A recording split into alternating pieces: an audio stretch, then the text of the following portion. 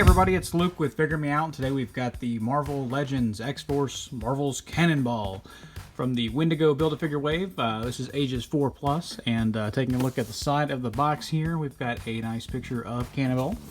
On the back, we've got another nice picture of Cannonball, and we've got a read-up. If you'd like to do that, you can go ahead and give this a pause right about now.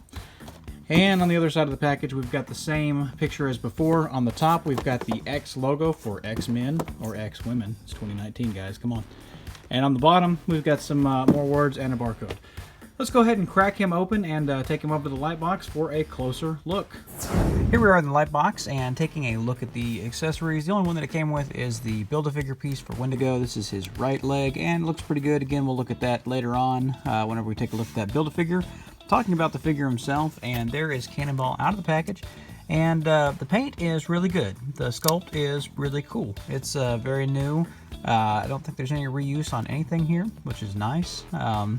Everything's painted really clean. Look at that. Like the leather around his hat looks really good. There's some shading in the hair, which looks nice. His little goggles are painted in kind of a reflective paint that looks good. The eyes are clean, the mouth is clean. He's even got a little buckle on the end of the hat there, which is really cool. So that's nice. I think I may have scuffed that. I don't know. That may have been in there. But yeah, all new sculpt on that jacket. Not a whole lot of paint on the jacket itself or on the arms, but they do look new to me. I can't tell if this is something that we've seen before. I don't think it is, though. And that chest, too, I think this is new because it's got that little patterning on the top there. The abs may be reused, but I'm not sure about that. One thing to note is that the neck is kind of painted weird. I don't know if it really shows up too well on the camera here, but if you look at the color of the face versus the color of the neck, it's just a little off. It almost looks like he's got a sunburn down here. I think that's where they had to paint over either the white or the purple or whatever they painted over to get that color. I think it was white and they painted the purple on there and then painted this over it.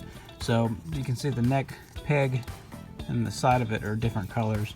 Yeah, just a little off. And then looking at the wrists and the arms, all that again is just kind of cast in that plastic. I don't think that's painted, but it looks good. It looks like leather, so that's what it's supposed to look like.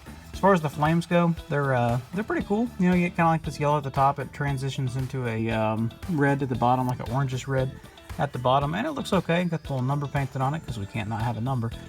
But yeah, it looks pretty good for the most part. It is hollow on the inside, so you can kind of see straight down in there. That's kind of a cool look.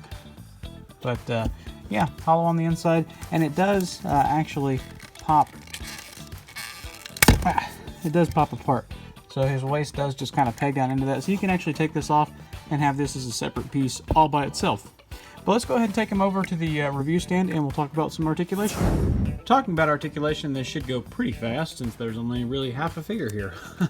But the head does look up pretty good, which is good because you want to get him in that flying pose probably.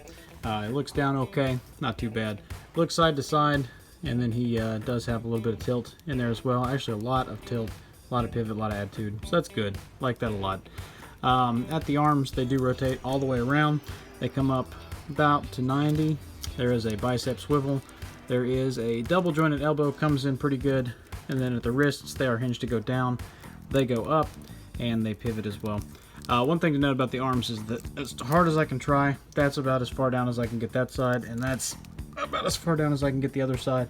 And even that's not completely flush. But, I mean, I guess if he's blasting off like this, it doesn't really matter. But it's just something to note if they ever reuse this in the future.